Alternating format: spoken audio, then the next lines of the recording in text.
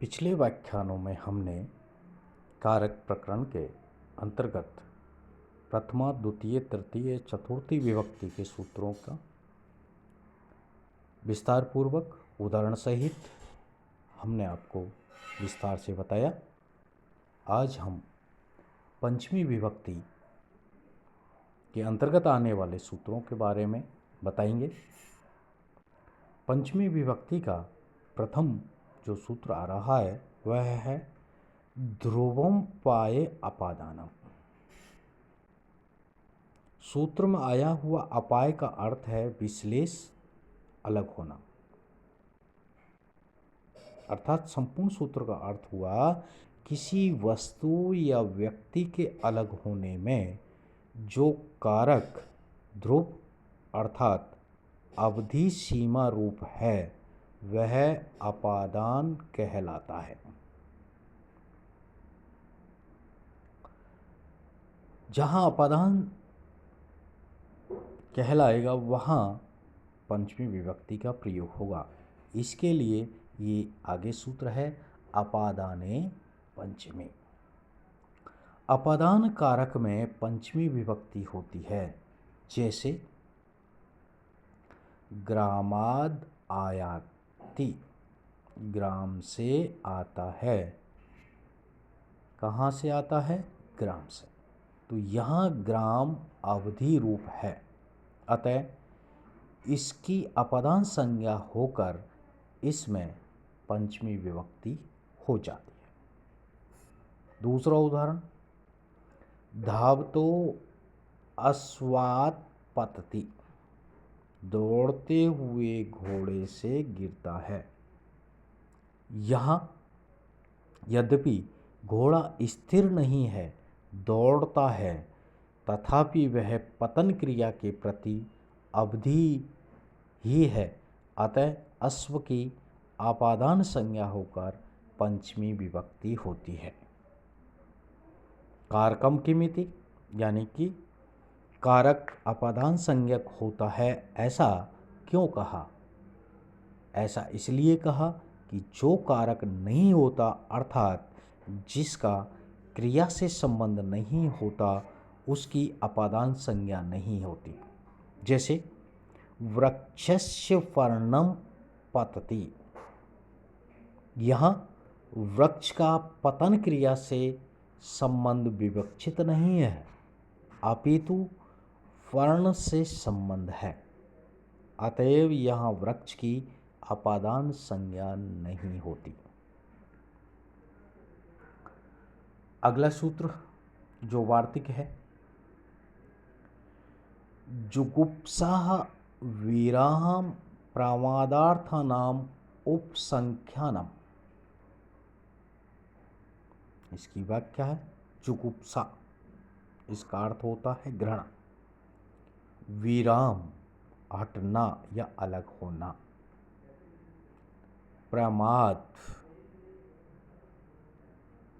असावधानी करना। अर्थ वाली धातुओं के योग में जुगुप्सा आदि के विषय की अपादान संज्ञा होती है। सूत्र का कहने के भाव है जुगुप्सा विराम प्रमाद, अर्थ वाली धातुओं के योग में जुगुप्सा आदि के विषय की अपादान संज्ञा होती है। जैसे पापात्तु जुगुप्सते, पाप से घृणा करता है। यहाँ पाप जुगुप्सा का विषय है, अतः उपर्युक्त नियम से इसकी अपादान संज्ञा हो जाती है, और अपादान संज्ञा जब हो जाती है तो उसमें पंचमी विभक्ति होती है। इसी प्रकार दूसरे उदाहरण है पापात विरमति, पाप से बचता है।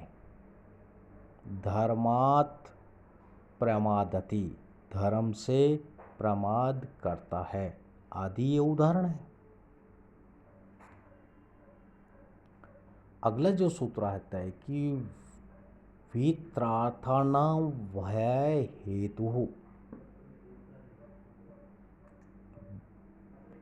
वित्रार्थानां भय हेतु अर्थ है कि वह अर्थ वाली तथा रक्षा अर्थ वाली धातुओं के प्रयोग में वह का हेतु अपादान कहलाता है। जैसे चोराद विभेति, चोर से डरता है। यहाँ चोर वह का हेतु है, उसकी उपर्युक्त नियम से अपादान संज्ञा होकर उसमें पंचमी विभक्ति हो जाती है। इसी प्रकार दूसरा उदाहरण है चोरात त्रायते, चोर से रक्षा करता है। सूत्र की व्युत्पत्ति में बताया है कि वह हेतु किमिति, वह के कारण की अपादान संज्ञा होती है। ऐसा क्यों कहा? इसलिए कहा कि अरण्य विभेति। इस वाक्य में अरण की अपादान संज्ञा नहीं होती, क्योंकि अरण्य वह का हेतु नहीं। यदि अरण को वह का हेतु माना जाए तो अरण में भी पंचमी विभक्ति हो सकती थी। अगला जो सूत्र है वारणार्था नामी सिप्ता, इसकी व्याख्या है कि वारण का अर्थ है कि प्रवृत्ति का विधात, किसी कार्य में लगे हुए को रोकना। वारणा का तात्पर्य है कि रोकना।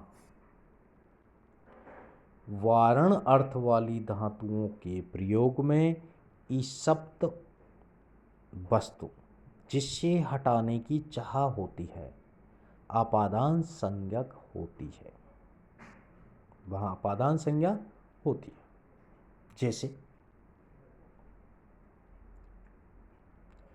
यवेभ्यो गाम वारयति, यवों से गाय को हटाता है। यहाँ यव से गाय को हटाना चाहता है, अतः उपर्युक्त नियम से यव की अपादान संज्ञा होकर के उसमें पंचमी विभक्ति होती है। सूत्र के अंतर्गत आया हुआ इसिप्तम किम,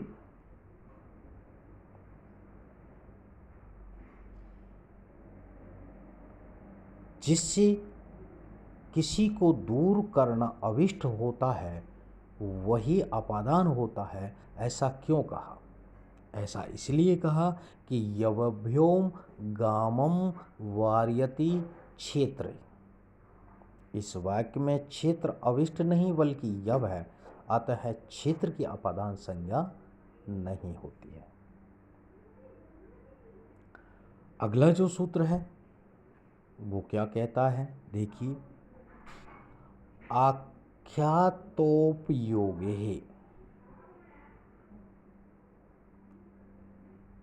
व्याख्या है यहाँ उपयोग शब्द का रूढ़ अर्थ है नियम पूर्वक विद्या ग्रहण करना। सूत्र में स्पष्ट हो गया है कि नियम पूर्वक विद्या ग्रहण करना। तो नियम पूर्वक विद्या ग्रहण करने में अध्यापक या शिक्षक आख्याता वक्ता की अपादान संज्ञा होती है। नियम पूर्वक विद्या ग्रहण करने में अध्यापक शिक्षक की अपादान संज्ञा होती है। जैसे उदाहरण के लिए है उपाध्यायात अधीते, उपाध्याय से पढ़ता है। उपर्युक्त नियम से उपाध्याय की अपादान संज्ञा होकर उसमें पंचमी विभक्ति हो जाती है। सूत्र के अंतर्गत आया है उपयोगे किम, जहाँ नियम पूर्वक शिक्षा ग्रहण की जाती है वही वक्ता की अपादान संज्ञा होती है। ऐसा क्यों कहा? ऐसा इसलिए कहा कि नटस्य गाथाम शृणोति, नट की गाथा सुनता है। यहाँ नटस्य में पंचमी विभक्ति नहीं होती क्योंकि यहाँ नियम पूर्वक शिक्षा प्राप्ति नहीं हो रही है। तो स्पष्ट हो गया कि जहाँ नियम पूर्वक विद्या ग्रहण करने में अध्यापक या शिक्षक या यूँ कहे व्याख्याता या वक्ता की अपादान संज्ञा होती है, अन्य की नहीं।